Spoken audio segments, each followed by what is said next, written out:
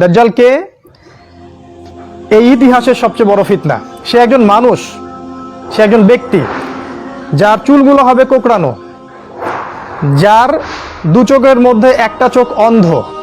আমাদের নবী অন্য হাদিসে বলেছেন ডান চোখটা অন্ধ, যেন আঙ্গুরের মতো দেখতে। তিনি বলেছেন দাজ্জালের ফিতনার চেয়ে বড় কোনো ফিতনা এই মানব জাতির ইতিহাসে আসেনি। আমাদের নবীজি বলেছেন প্রত্যেক নবী তার কওমকে দাজ্জাল সম্পর্কে সতর্ক করেছেন। প্রত্যেক নবী। তিনি বলেছেন নূহ আলাইহিস সালাম থেকে শুরু করে প্রতিটা নবী এই দাজ্জালের ফিতনা সম্পর্কে তার জনসাধারণকে সচেতন করেছিলেন। আমাদের নবীজি বলছেন আমি তোমাদেরকে তার সম্পর্কে একটা কথা বেশি বলতে চাচ্ছি, যেটা অন্য কেউ বলেননি, অন্য কোনো নবী বলেননি। সেটা কি? তিনি বলেছেন দাজ্জাল হচ্ছে এক চোখে অন্ধ, আর তোমাদের আল্লাহ তিনি অন্ধ নন। এতটুকু তিনি বেশি বলেছেন।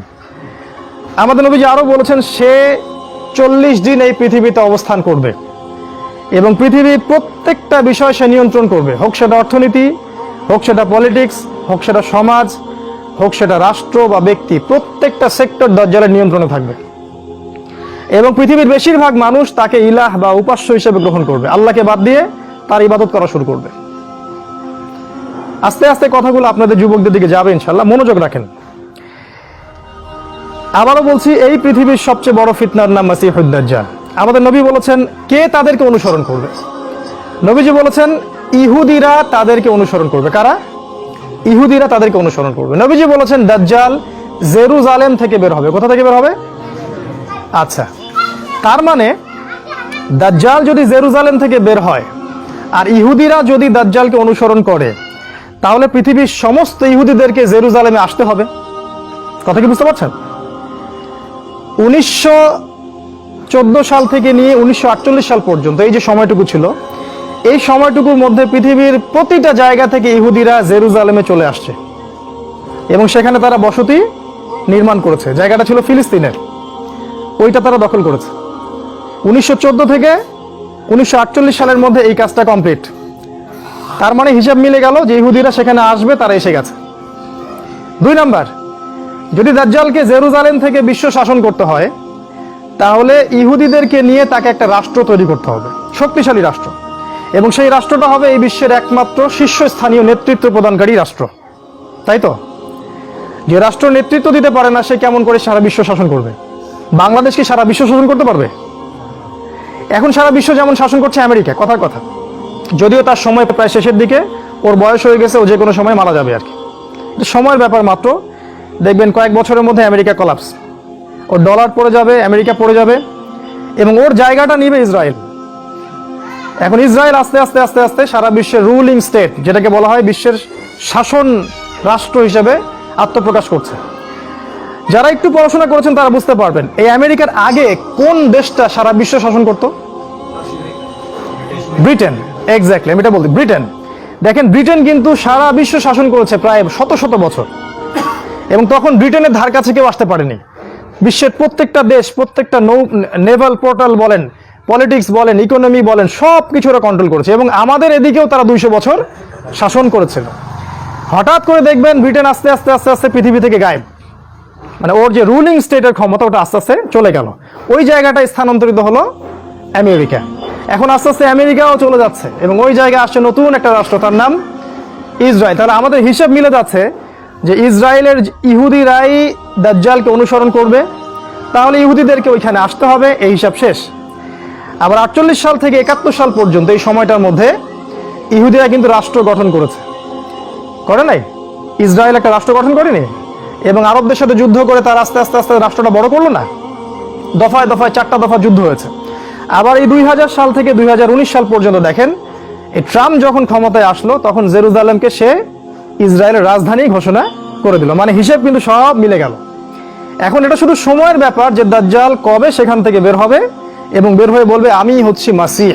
আমি হচ্ছি কি? মাসিহ। মাসিহ মানে হচ্ছে ত্রাণকর্তা। আপনাদেরকে একটা কথা জানায় রাখি যে ইহুদিরা অপেক্ষা করছে একজন মাসিহের জন্য।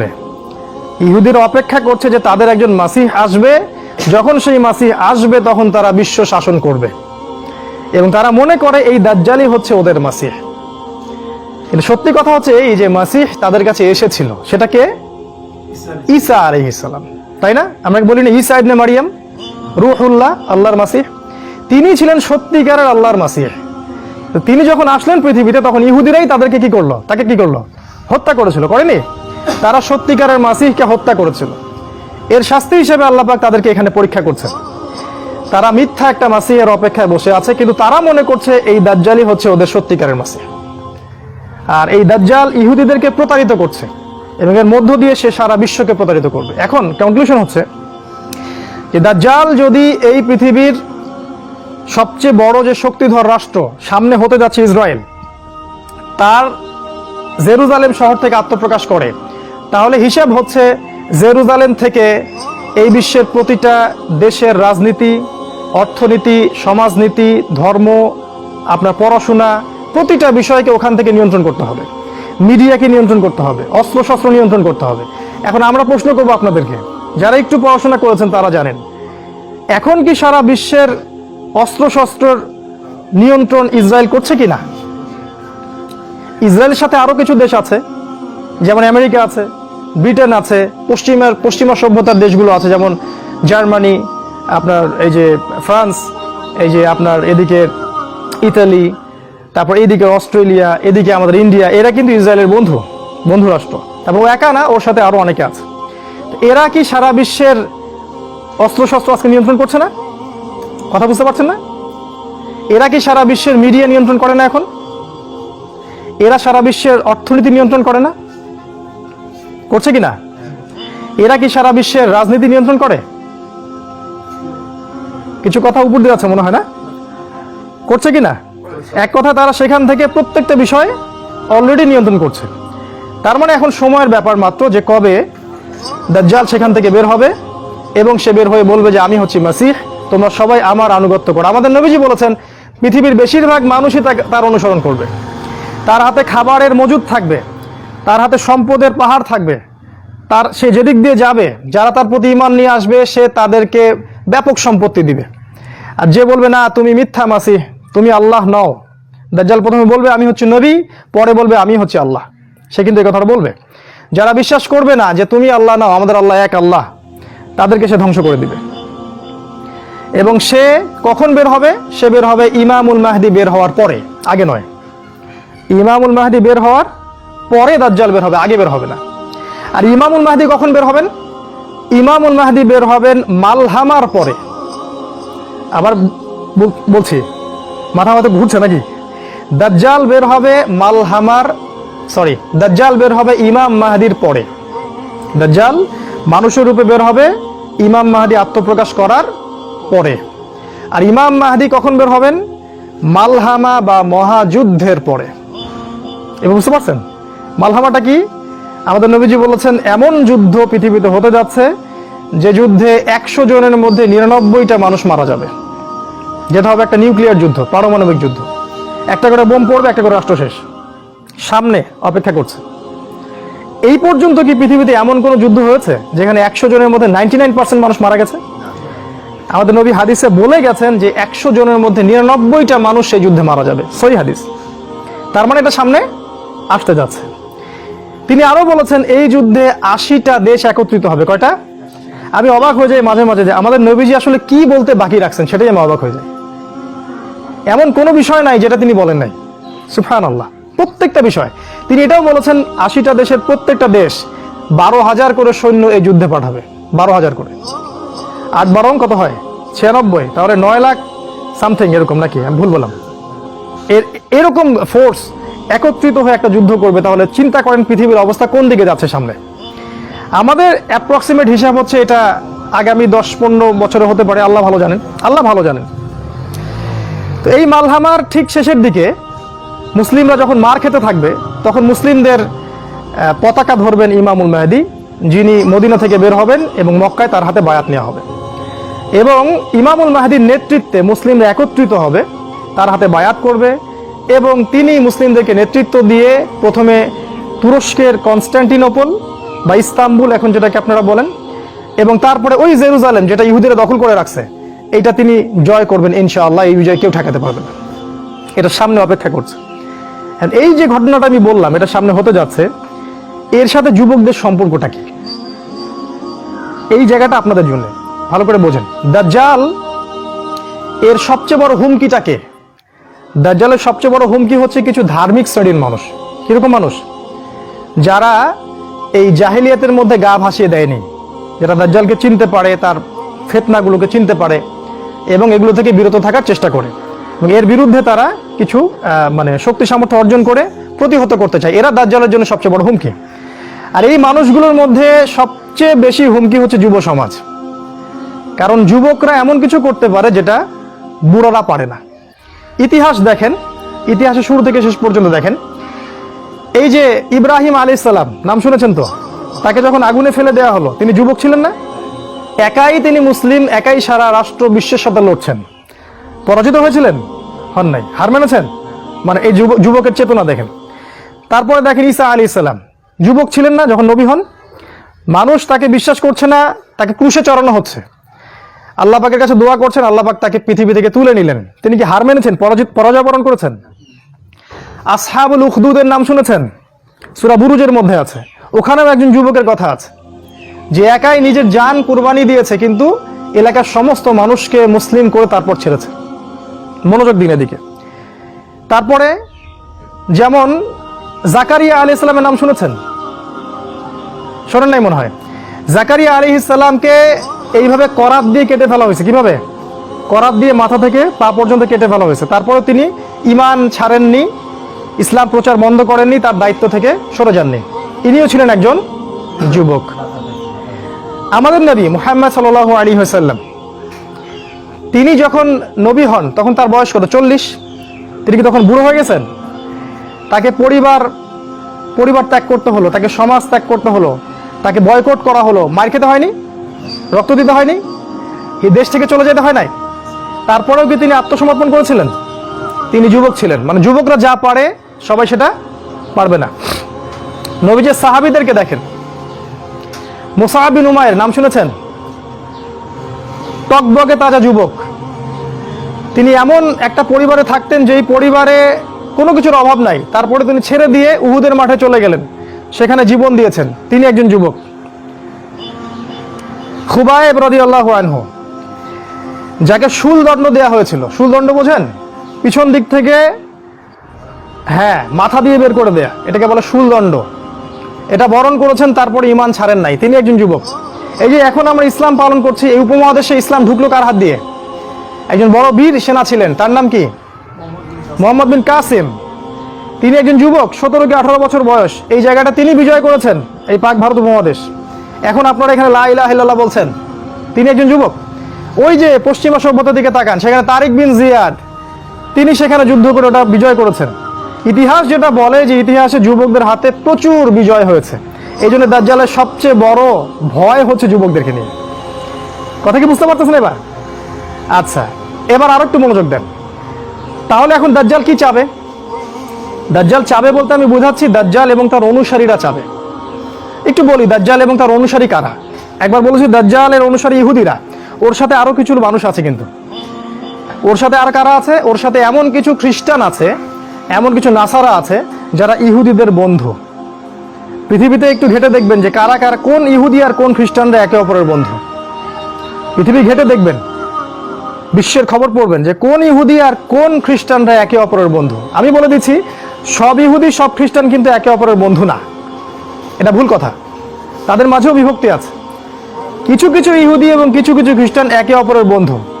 তাদের নাম আমি বলে দিচ্ছি, তারা হচ্ছে Israel, Britain, America, France, Germany, এদিকে কানাডা, এদিকে অস্ট্রেলিয়া, ইন্ডিয়া। এই যে ইহুদি খ্রিস্টান সভ্যতা এবং তাদের সাথে কিছু মোশরেক, আর অবশ্যই আমাদের মতো কিছু মুনাফিক।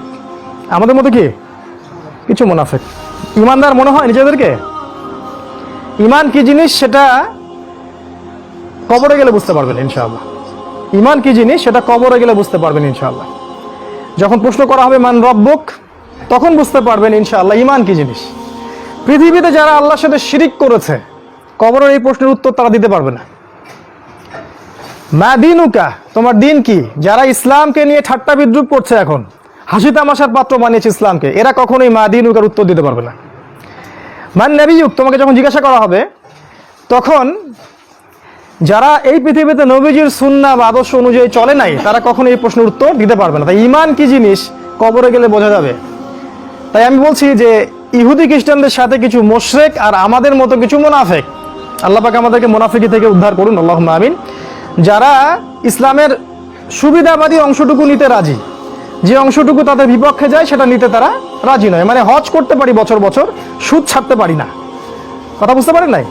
হজ উমরা ঠিক করতে পারি বছর বছর, আল্লাহ বিরোধী আইন ছাড়তে পারি না, জিনা ছাড়তে পারি না, মদের লাইসেন্স দেওয়া বন্ধ করতে পারি না, এগুলো পারি না। তসবিহ টিপতে পারি ঘরের কোনায় বসে আর মসজিদের কোনায় বসে, এদেরকে বলা হয় পাক্কা মুনাফিক। তো এরা সবাই হচ্ছে দাজ্জালের অনুসারী। এখন তারা চাবে কি? তারা চাবে এই সবচেয়ে বড় যে থ্রেট, যুবকদেরকে আটকে দেয়া। বুঝতে পারছেন কথা? এই যুবকদেরকে আটকানোর জন্য সে এখন কি করবে? সে আপনার সামনে কিছু টোপ দিবে। এখন প্রশ্ন, কি কি টোপ দিয়ে আপনাকে তারা আল্লাহর পথ থেকে সরিয়ে দিবে? কারণ তারা খুব ভালো করে জানে, যদি আপনি ঈমান নিয়ে থাকেন, ইসলাম শক্ত করে পালন করেন এবং আগামী সময়ের জন্য প্রস্তুত হন, তাহলে ওদের জন্য ক্ষতি আছে। এবং সারা দেশ, সারা বিশ্বের যুব সমাজ যদি একত্রিত হয়, ঈমানি চেতনা লালন করে, তাহলে আগামীতে ওই তারেক বিন জিয়াদের মতো, এই আপনার মোহাম্মদ বিন কাসেমের মতো যুবকরা উঠে আসবে ইনশাআল্লাহ। এবং হাদিসে এটা আসছে যে ইমাম মাহদির সাথে তারা যুক্ত হবে। এদিক থেকে একটা দল যাবে যারা ইমাম মাহদির সাথে যুক্ত হবে, এই আফগানিস্তান থেকে, খোরাসান থেকে। আপনি কি জানেন আফগানিস্তান, খোরাসান থেকে যুবকদের একটা কাফেলা যাবে ইমাম মাহদির সাথে যুক্ত হতে? কখনো চিন্তা করেছেন এটা নিয়ে? চিন্তা করতে পারবেন না এই কারণে যে আপনার সামনে দাজ্জালের অনুসারীরা কিছু টোপ দিয়ে রেখেছে। কি কি? যেমন প্রথম, শর্ট করছি আমি, শেষ করে দিচ্ছি অল্প সময়ে, একটু ধৈর্য ধরে বসুন। প্রথম যে টোপটা আপনাকে দিয়েছে সেটা হচ্ছে আপনার জীবনের যেটা উদ্দেশ্য, সেখান থেকে তারা আপনাকে সরিয়ে দিয়েছে। আল্লাহ পাক আমাদেরকে সৃষ্টি করেছেন কি জন্য? তার ইবাদত করার জন্য, তাই না? কিন্তু এখনকার যুব সমাজকে জিজ্ঞাসা করেন যে বাবা তোমার জীবনের উদ্দেশ্য কি, আমার মনে হয় 90%ই বলতে পারবে না। আর যারা বলতে পারবে তারা বলবে একটা চাকরি বা একটা ব্যবসা বা একটা সুন্দরী নারী বা একটা গাড়ি বাড়ি, অথবা স্ট্যাটাস, প্রতিষ্ঠিত হতে হবে, জীবনে নিজের পায়ে দাঁড়াতে হবে। বোকা মানুষ বোঝে না যে কখনো মানুষ নিজের পায়ে দাঁড়াতে পারে না। মানুষ কখনো নিজের পায়ে দাঁড়াতে পারে না। আল্লাহ পাকের এক হুকুম, 1 সেকেন্ডে মানুষের 19-20 হয়ে যাবে, একেবারে শেষ। যে রিজিকের প্ল্যান করছেন আপনি 20-30 বছর, এক হুকুমে রিজিক বন্ধ। ড্রাইভ করতেছেন, মারি দিয়ে চলে গেল, শেষ, রিজিক ক্লোজ। কার হাতে ক্ষমতা? মানুষ নিজের পায়ে দাঁড়াতে চায়। এটাই শিরকি কথা, এটাই শিরকি কথা। এই যে একটা কাজ তারা করেছে, আপনাকে জীবনের উদ্দেশ্য থেকে সরিয়ে দিয়েছে। আমাদের জীবনের উদ্দেশ্য ছিল জান্নাত। আমাদের রব আল্লাহ পাক বলেছেন, সূরা আল ইমরানের মধ্যে পাবেন, ফামান যুহজিহা আনিন নার ওয়া উদখিলাল জান্নাহ ফাকাদ ফাজ। যাকে কিয়ামতের দিন জাহান্নাম থেকে বাঁচানো হবে এবং জান্নাতে প্রবেশ করানো হবে, এ ব্যক্তি হচ্ছে সফল, আর কেউ সফল না। সাফল্যের সংজ্ঞা বুঝতে পারলেন? আপনাকে শেখানো হয় জীবনে সফল হতে হবে, বড় হতে হবে। সাফল্যের সংজ্ঞা হচ্ছে এটা, আপনাকে পুলসিরাত পার হতে হবে, এটাই সাফল্যের সংজ্ঞা। কখনো প্রস্তুতি গ্রহণ করেছেন এটার জন্য? আপনাকে তারা জীবনের উদ্দেশ্য থেকে সরিয়ে দিয়েছে। 2 নাম্বার কি করেছে? তারা আপনাকে দুনিয়ার মোহ দিয়ে গ্রাস করেছে। দুনিয়ার যে চাহিদাগুলো আছে এগুলো দিয়ে আপনাকে ঘিরে ফেলেছে। এর বাইরে চিন্তা করার ক্ষমতাটা আপনার নষ্ট হয়ে গেছে। চিন্তা করে দেখবেন ঠান্ডা মাথায়, আমার কথাগুলো রাত্রে চিন্তা করবেন ঠান্ডা মাথায়। জীবনের উদ্দেশ্য থেকে সরিয়ে দিয়েছে, ওই জান্নাতের পথ থেকে সরিয়ে দিয়েছে। এবং দুনিয়ার যে মোহ, এই যে খাওয়া পড়া ভোগ বিলাস, এটাতে ব্যস্ত রেখেছে আপনাকে। 2 নাম্বার। 3 নাম্বার কি করেছে? আপনাকে এমন একটা সিস্টেমে পড়াশোনা করিয়েছে 20 বছর, সেকুলার এডুকেশন সিস্টেমে, যে আপনি 20 বছরে 20টা সূরাও শিখতে পারেননি, 20 বছরে 20টা হাদিসও শিখতে পারেননি। আমি যদি ভুল হয়ে আমাকে কারেক্ট করে দিবেন। 20 বছরে 20টা সূরা মুখস্থ করেছেন? কথা বলেন, ভয় পাচ্ছেন? 20 বছরে 20টা সূরা কি মুখস্থ করেছেন কখনো? 20টা হাদিস বলতে পারবেন? 20 জন সাহাবীর নাম বলতে পারবেন? নবীজির 11 জন স্ত্রীর নাম বলতে পারবেন? নবী সাল্লাল্লাহু আলাইহি ওয়াসাল্লামের জীবনী গ্রন্থ 2টার নাম বলতে পারবেন? কি করলেন সারা 20 বছর ধরে পড়াশোনা করে? কি পড়লেন সারা 20 বছর ধরে? এই যুব সমাজ কি দাজ্জালের বিরুদ্ধে দাঁড়াতে পারবে কখনো? ইহুদি খ্রিস্টান মুশরিকদের যে ঐক্য, এদের বিরুদ্ধে এরা দাঁড়াতে পারবে? এরা আল্লাহর পথে জিহাদ করবে কখনো? তাই মনে হয় আপনার? সুবহানাল্লাহ। কথাগুলো আমি আঘাত করতে এখানে আসিনি, আমি শুধু আপনাদের বিবেকটা জাগ্রত করতে এসেছি। যে এমন একটা এডুকেশন সিস্টেম আপনাকে পড়াশোনা করিয়েছে যাতে করে আপনি আল্লাহর পথ থেকে সরে গেছেন এবং ইসলামের বুনিয়াদী বিষয়গুলো সম্পর্কে আপনার জ্ঞান নাই। ওযুর ফরজ কয়টা বলতে পারে না যুবক ছেলে, নামাজের ফরজ কয়টা, ওয়াজিব কয়টা বলতে পারে না। এই যুব সমাজ কিভাবে এদের বিরুদ্ধে দাঁড়াবে বলেন? নিজেকে প্রশ্ন করেন। 4, আপনার সামনে আরো কিছু টোপ দিয়েছে। নারী। কি দিয়েছে? নারী। কারণ যুবকদের সবচেয়ে আকর্ষণীয় বস্তুটা কি? একটা সুন্দরী মেয়ে। তাই না? সত্য কথা বলছি। আল্লাহ পাক কোরআনে বলেছেন যুয়িনা লিন-নাস হুব্বুশ শাহাওয়াতি মিনান নিসা, মানুষের জন্য 6টা বস্তুকে সুশোভিত করা হয়েছে, তার মধ্যে 1 নাম্বার নিসা, মহিলা। মানে আমাদের কাছে সবচেয়ে পছন্দের জিনিস কি? একটা প্রিয়তমা সুন্দরী স্ত্রী, তাই না? তো এই মেয়েদেরকে নগ্ন করে আপনার চারপাশে এরা ছড়িয়ে দিয়েছে। স্কুলে যাবেন নগ্ন নারী, কলেজে যাবেন নগ্ন নারী, চাকরিতে যাবেন, যেখানে যাবেন সেখানেই, রাস্তাঘাটে হাঁটবেন সব ন্যাংটা হয়ে ঘুরছে। আমাদের নবীজি বলেছেন শেষ জামানে এক শ্রেণীর মেয়ে আসবে যারা কাপড় পরেও ন্যাংটা থাকবে, থাকে না? এগুলা কি ব্যাখ্যা করার দরকার আছে? নবীজি বলেছেন তারা জান্নাতে যাবেও না, জান্নাতের গন্ধ কখনো পাবে না। কে বুঝাবে এই নারীদেরকে এই কথাটা? তো এই নারীদেরকে আমাদের চারপাশে এরা সহজলভ্য করে দিয়েছে। আর আপনি চাইলেই জেনা করতে পারেন, অল্প টাকার প্রয়োজন হবে। স্মার্টফোনে জেনা করতে পারেন, সেলফোনে জেনা করতে পারেন, প্রেম অ্যাফেয়ারে জেনা করতে পারেন, বয়ফ্রেন্ড গার্লফ্রেন্ড এই ফ্রি মিক্সিংয়ে জেনা করতে পারেন। তারা আপনার সামনে এই লোভনীয় টোপগুলো দিয়ে রেখেছে। তারপর আরো কি দিয়েছে? মাদক, হাতে হাতে মাদক সমস্ত যুব সমাজের। যখন ওরা হাতে হাতে মেশিন গান নিয়ে প্র্যাকটিস করে কিভাবে মুসলিমদেরকে মারবে, তখন আমরা ইয়াবা খাই বসে বসে। কথা বুঝতে পারছেন? ওরা প্র্যাকটিস করে, ওদের যুবকরা প্র্যাকটিস করে কেমন করে মুসলিমদেরকে ব্রাশ ফায়ার করে মারবে। ওই যে মিয়ানমারে মারে নাই, কাশ্মীরে মারতেছে না, ওই যে সিরিয়া দেখবেন, আফগানিস্তান, লেবানন, সব জায়গায়। আর আমাদের হাতে ওই যে ইয়াবা, তারপর আপনার ডাল, আপনার ফেন্সি ডিল, আপনার উমুক তমুক কি কি নাম আছে সব। জি জি, সুবহানাল্লাহ। এগুলো নিয়ে কখনো ভেবেছেন? এটা হাসছেন আপনি? লজ্জা হওয়া উচিত, আপনার লজ্জা করা উচিত যে যখন তারা আমাদের বিরুদ্ধে ঐক্যবদ্ধ, তখন আমরা এই নারী, এই মদ, এগুলো নিয়ে ব্যস্ত আছি। আর যারা এদের পিতামাতা, এরা সবচেয়ে অপদার্থ শ্রেণীর মানুষ এই পৃথিবীতে। এদের কবরে থাকা উচিত, এই পিতামাতাদের কবরে থাকা উচিত। যারা পরিবারকে ইসলামী অনুশাসন অনুযায়ী জীবনযাপন করতে পারে না, ব্যর্থ হয়, খালি খাও, হাগো আর এই বিয়ে শাদী করো, বাচ্চা পয়দা করো, এদের দ্বারা এই পৃথিবীর কোনো উন্নয়ন সম্ভব না। এদের দ্বারা মুসলিম উম্মাহ কেন, সমাজ, দেশ, জাতি কিছুই পাবে না। এরা আবর্জনা এই উম্মার জন্য। এরা মাটির তলে চলে যাওয়াই ভালো। এই মাদক দিয়ে আপনাকে তারা ব্যস্ত রেখেছে। আরো আপনাকে ব্যস্ত রেখেছে এরা মিডিয়া দিয়ে। সারাদিন দেখবেন চোখের সামনে নাচ গান, টিভি সিরিয়াল চলছে। জুয়া দিয়ে, এই যে এখন স্মার্টফোন দিয়ে, সারাদিন স্মার্টফোন, এক একটা স্মার্টফোন একটা জগৎ, একটা স্মার্টফোন একটা জগৎ। এটা আপনার চিন্তার শক্তিটা নষ্ট করে দিয়েছে। ঠান্ডা মাথায় আপনি এখন চিন্তা করতে পারবেন না, আপনার মাথা এখন পাজলড। ইউটিউব দিয়ে, ফেসবুকিং দিয়ে, জেনা দিয়ে, মদ দিয়ে, এই সব কিছু দিয়ে তারা আপনাকে ব্যস্ত রেখেছে। এর ফলে কি হয়েছে জানেন? এর ফলে দাজ্জালের ওই উদ্দেশ্যটা সফল হয়েছে। কোনটা? দাজ্জাল চেয়েছিল, তার অনুসারীরা চেয়েছিল আপনার ভিতরের যে নূর আছে হৃদয়ের মধ্যে, কলবে ঈমান নূর, এটা যেন অন্ধকার এবং জুলুমাত দিয়ে প্রতিস্থাপিত হয়ে যায়। এখন আপনি আর চাইলেও দিনের জন্য চিন্তা করতে পারেন না। আপনার ভিতরে আল্লাহর জন্য কান্না আসে না, সেজদায় কাঁদতে পারেন না, আল্লাহর দিকে চোখ তুলে, আসমানের দিকে চোখ তুলে তাকাতে লজ্জা লাগে। আপনার মনে হয় যে আমি এত পাপী, কেমন করে তাকাবো? আপনি বুঝতে পারছেন আমার আমল নামা পাপে ভর্তি হয়ে যাচ্ছে। আপনার ভিতরের যে ইন্টারনাল যে হার্টটা ছিল, এটা করাপ্টেড হয়ে গেছে। এবং তারা এটাই চেয়েছিল যে আপনার ভিতরের নূর যেন নষ্ট হয়ে যায়। আল্লাহ পাক কোরআনে বলেছেন কদ আফলাহা মান যাক্কাহা, তারাই সফল যারা ভিতর থেকে পরিশুদ্ধ হয়েছে। ওয়া কদ খাবা মান দাসসাহা, সে ব্যক্তি ধ্বংস হয়ে গেছে যার অন্তরটা ধ্বংস হয়ে গেছে। আর এই প্রতিটা বিষয় দিয়ে তারা আপনার রূহটাকে নষ্ট করে দিয়েছে। দাজ্জালের অনুসারীরা আপনার রূহটাকে, আত্মাটাকে নষ্ট করে দিয়েছে। খেয়াল করে দেখবেন আপনার চোখ দিয়ে পানি আসে না, একটা অন্যায় পাশে দেখলে আপনার গায়ের রক্ত গরম হয়ে যায় না। উম্মার মানুষদেরকে যখন অন্যায়ভাবে হত্যা করা হচ্ছে, আপনার ভিতরে কোনো ফিলিংস জাগে না। আপনি খেয়াল করে দেখবেন যে আপনি ঘন্টার পর ঘন্টা পর্নোগ্রাফি দেখছেন, জিনা দেখছেন, 3x দেখছেন, কিন্তু আপনার ভিতরে কোনো ফিলিংস কাজ করে না, মানে কোনো অনুশোচনা কাজ করে না, কারণ আপনার ভিতরটা নষ্ট করে দিয়েছে তারা। আল্লাহ রসুল বলেছেন যখন মানুষ একটা পাপ করে, কলবে একটা দাগ পড়ে, আরেকটা পাপ করে আরেকটা দাগ পড়ে, আরেকটা পাপ করে আরেকটা দাগ পড়ে। যদি তওবা করে দাগ উঠে যায়, তওবা না করলে দাগ পড়তেই থাকে, পড়তেই থাকে। এক পর্যায়ে এই কলবটা দুর্গন্ধযুক্ত কলব হয়ে যায়। এত দুর্গন্ধ বের হয় এই কলব দিয়ে, যদি মানুষ জানতো তাহলে মানুষ থাকতে পারতো না পৃথিবীতে।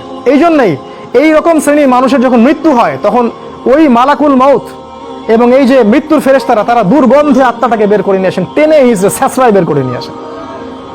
এই পাপী মানুষরা মারা যাওয়ার সময় এই ঘটনাটা ঘটে। এইভাবে তারা আপনাকে ব্যস্ত রেখেছে। এখন কি হবে? এখন আগামী দিনগুলোতে কি এরা উম্মার নেতৃত্ব দিতে পারবে? এর মধ্যে কারা পারবে? উত্তর, এর মধ্যে সবাই পারবে না। উত্তর এক কথায় শেষ, সবাই পারবে না। কারা পারবে? এই যুবক শ্রেণীর মধ্যে যারা এই গুণগুলো অর্জন করতে পারবে তারা ইনশাআল্লাহ আগামী দিনগুলোতে সফল হবে। গুণগুলো পয়েন্ট আকারে বলে শেষ করছে। এই যুবক শ্রেণীর মধ্যে যারা তাদের জীবনটাকে বাকি পুরো জীবনটাকে আল্লাহর জন্য উৎসর্গ করতে পারবে তারা পারবে। 1 নাম্বার, এই যুবক শ্রেণীর মধ্যে যারা আল্লাহর জন্য তাদের জান, মাল, সময়, শ্রম ব্যয় করে দিতে পারবে, কুরবানি করতে পারবে। কুরবানি কেমন? ওই ইসমাইল আলাইহিস সালামের মতো। বাবা বলেছে তোমাকে জবাই করা লাগবে, তিনি কি বলেছিলেন? করিয়েন না। তিনি বলেছিলেন আপনাকে আল্লাহ যে আদেশ করেছেন সেটাই করেন, আমাকে ধৈর্যশীল পাবেন ইনশাআল্লাহ। এরকম ছেলে পাবেন এখন? তো এরকম নিজের জান, মাল, সময়, শ্রমকে আল্লাহর পথে উৎসর্গ করে দেওয়ার মানসিকতা আগে তৈরি করতে হবে। এটা 1 নাম্বার। 2 নাম্বার, জ্ঞান অর্জন করতে হবে। এই যুবক শ্রেণীর মধ্যে যারা জ্ঞান অর্জন করবে, কোরআন সুন্নাহর পাশাপাশি সমসাময়িক অর্থনীতি, রাজনীতি, বিশ্ব সবকিছু সম্পর্কে জ্ঞান থাকতে হবে। তারপরে আপনি আল্লাহর পথে কিছু করতে পারবেন, তার আগে নয়। আপনি সিলেক্ট করবেন যে আপনি এই উম্মার আবর্জনা হতে চান না উম্মার মুজাহিদ হতে চান, এটা আপনি সিলেক্ট করবেন। আপনি কি চান যে আপনার জীবনটার বিনিময়ে আল্লাহ আপনাকে অনন্তকালের জান্নাত দান করুক, অথবা আপনার এই কাজগুলোতে কেউ বাধা দিবে না, এই পাপ কাজে কেউ বাধা দিবে না, শেষমেশ আপনি জাহান্নামে চলে যাবেন? আপনি কি এটা চান? আমরা কি এটা চাই? তো ইলম অর্জন করতে হবে, ইলম ছাড়া আপনি কাজ করতে আগাতে পারবেন না। 3 নাম্বার, এলেম অনুযায়ী আমল করতে হবে। যা এলম অর্জন করবেন সে অনুযায়ী আমল করতে হবে। শুধু এলম অর্জন করলেই হয় না, ওই অনুযায়ী কাজ করতে হয়। সালাতের পাবন্দি করতে হবে। সালাতের অবস্থা দেখে যা মনে হলো যে এই এলাকার যুবকরা মসজিদে কতজন আসে আল্লাহ ভালো জানে। ফজরের নামাজে যারা আসে তারাই প্রকৃত মুসল্লি। 5 ওয়াক্ত সালাত জামাতের সাথে আদায় করতে হবে। আখলাক চরিত্র হবে রাসূল সাল্লাল্লাহু আলাইহি ওয়াসাল্লামের মতো। সাহসী, ভীরুতা, কাপুরুষতা যেন আপনাদেরকে পেয়ে না বসে। জ্ঞান অর্জন করে সাহসী হতে হবে, তদনুযায়ী আমল করতে হবে, এবং কোনো অবস্থাতেই পরাজিত হব না এরকম মানসিকতা তৈরি করতে হবে। শয়তান হোক আর ইবলিস হোক আর এই দাজ্জাল হোক আর অনুসারী হোক, কেউই আমাকে ঠেকাতে পারবে না এরকম মানসিকতা তৈরি করতে হবে। তারপরে ইনশাল্লাহ আপনি কিছু করতে পারবেন। প্রতিটা ইবাদত বন্দেগীর ব্যাপারে সচেতন হওয়ার চেষ্টা করতে হবে, এটা হচ্ছে আপনার জানা অনুযায়ী আমল। 4 নাম্বার, আদর্শ পরিবার গঠন করতে হবে। জিনা বাদ দিয়ে ছেড়ে দিয়ে তওবা করে ফিরে আসেন, বাবা মাকে বলেন যে আমাকে বিয়ে দিন। আর বাবা মার উচিত তাদের বিয়েটা সহজ করে দেয়া। বিয়ে করুন, সংসার গঠন করুন, দিনদার নেককার ছেলে মেয়েদেরকে বিয়ে করুন এবং সুসন্তান জন্ম দিন, তাদেরকে আল্লাহর পথে দায়ী মুজাহিদ হিসেবে তৈরি করুন। 5, হালাল রিজিকের ব্যবস্থা করুন। ওই হারাম ব্যাংকিং সেক্টর থেকে, চাকরি থেকে রিজাইন দিয়ে দিন। যে সেক্টরে হারাম আছে, ঘুষ আছে, সুদ আছে, সব ছেড়ে দিন। কার জন্য ছাড়বেন? আল্লাহর জন্য ছাড়বেন। মনে রাখবেন রিজিকের মালিক আল্লাহ, আপনি আপনার রিজিকের মালিক নন। আপনি আল্লাহর জন্য যদি কিছু করেন, আল্লাহ পাক আপনাকে তার চেয়ে বহুগুণ দিতে পারেন। এই বিশ্বাস রেখে প্রয়োজনে সবজি বিক্রি করেন, কৃষি কাজ করেন, মৎস্য খামার করেন, ছাগলের খামার করেন, তাও ভালো। তারপরেও হারাম রিজিকের দিকে যাবেন না। অনুরোধ করছি ভিতর থেকে, মানে আল্লাহর দোহাই দিয়ে অনুরোধ করছি, হারাম রিজিকে যাবেন না। সারা জীবনের ইবাদত নষ্ট হয়ে যাবে, সারা জীবনের।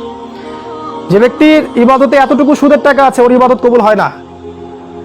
জানেন না সুদ খাইলে মায়ের সাথে জেনা হয়? এটা জানেন না যে সুদ খাইলে 36টা মেয়েকে ধর্ষণ করা হয়, আল্লাহ এবং তার রাসূলের সাথে যুদ্ধ করা হয় সুদ খাইলে? দিব্যি খাচ্ছি, প্রতিটা গ্রামে এখন সুদী এনজিও 6 লাখ, সমিতি আর এনজিও। হালাল রিজিকের অন্বেষণ করুন, এটা হচ্ছে 5। 6 নাম্বার, আল্লাহর পথে সময় ব্যয় করেন।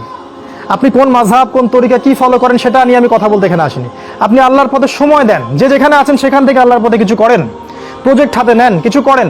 এলাকার যুবকদেরকে নিয়ে একটা ফাউন্ডেশন করেন, বা একটা সংগঠন করেন, বা একটা প্ল্যাটফর্ম করেন, করে কিছু একটা করেন, যাতে করে এলাকার মধ্যে জাহেলিয়াতগুলো দূর হয়ে যায়। আল্লাহ আপনাকে সাহায্য করবেন ইনশাআল্লাহ। এটা ঠিক যে বাতিলপন্থীরা আপনার কলার চেপে ধরবে ঠিকই, কিন্তু আল্লাহ আপনাকে সাহায্য করবেন। আর আল্লাহ পাক যাকে সাহায্য করবেন তাকে কেউ ঠেকাতে পারে না, পারে? কখনো পারবে না। আপনাকে জেল দিবে, শুলি দিবে, মেরে ফেলবে, তারপরে দেখবেন আপনার শেকড় থেকে আরো 10টা গাছ ঠিকই উৎপন্ন হবে ইনশাআল্লাহ। অতএব দিনের জন্য সময় দিন, উম্মাহকে ঐক্যবদ্ধ করার চেষ্টা করুন। আরেকটা নসিহা করব, দলাদলির মধ্যে যাবেন না, ইখতিলাফি ফিরকা দলাদলির মধ্যে যাবেন না। তুই অমুক আর তুই তমুক আর তুই এই তুই সেই, এগুলোর মধ্যে যাবেন না। সবাইকে নিজের ভাই ভাবতে শেখেন। আর 2-1টা পয়েন্ট বলে শেষ করছি, সেটা হলো যে শেষ জামানার যে হাদিসগুলো আছে, কোরআন এবং হাদিসগুলো আছে, বই পুস্তকগুলো আছে, এগুলো একটু বেশি করে পড়েন, তাহলে আপনার চোখ খুলে যাবে যে সামনে কি হতে যাচ্ছে। এর জন্য আপনি প্রিপারেশন গ্রহণ করার সুযোগটা পাবেন, সময়টা পাবেন। আমার নাসিহা হচ্ছে যে কৃষিভিত্তিক অর্থনীতির দিকে ফোকাস করেন। প্রত্যন্ত জায়গাগুলো যেগুলো আছে গ্রামাঞ্চল, সেখানে জমি কিনেন, শহরমুখী হবেন না, শহরগুলো আস্তে আস্তে ধ্বংস হয়ে যাবে, প্রতিটা শহর আস্তে আস্তে ধ্বংস হয়ে যাবে, ওদিকে ফোকাস করবেন না, গ্রামাঞ্চলের দিকে ফোকাস করেন। এদিকে আপনি জমি কেনেন, ডেইরি প্রজেক্ট করেন, পশুর খামার করেন, মৎস্য চাষ করেন, কৃষিকাজ করেন, এই দিকে ফোকাস করেন, ওইদিকে ফোকাস করবেন না। সামনের দিনগুলোতে এগুলো থাকবে না। ব্যাংকে অনেক বেশি টাকা থাকলে সেগুলো বের করে ফেলেন, বের করে গবাদি পশু কেনেন, সোনা কিনেন, রূপা কিনেন, জমি কেনেন। অনেক বড় অঙ্কের টাকা এইভাবে রাখবেন না, কারণ ব্যাংকিং সিস্টেম সামনে থাকবে না, ইলেকট্রনিক মানি সামনে থাকবে না। এখন যেমন ইলেকট্রনিক মানি দিয়ে সব লেনদেন করছেন, এটাও সামনে থাকবে না। আপনি সামনে নিঃস্ব হয়ে যাবে, নিঃস্ব। এটা শুধু সুপরিকল্পিত একটা চক্র সারা বিশ্বে কাজ করছে। আর আস্তে আস্তে সামনের দিন যত আসবে, মুসলিমদের উপর নির্যাতন তত বাড়বে, তত বাড়বে, এবং মুসলিমদের অবস্থা আস্তে আস্তে আরো খারাপ থেকে খারাপের দিকে যাবে, আরো বিভক্তি বাড়বে, আরো দেখবেন কত ফিতনা আকাশ থেকে পড়বে আল্লাহ ভালো জানেন।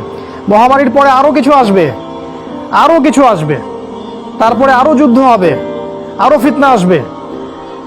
এক কথায় সারা বিশ্বে ফিতনা দিয়ে আরো ভরপুর হয়ে যাবে। সামনের দিনগুলো অত্যন্ত ভয়াবহ, এর জন্য প্রিপারেশন গ্রহণ করেন।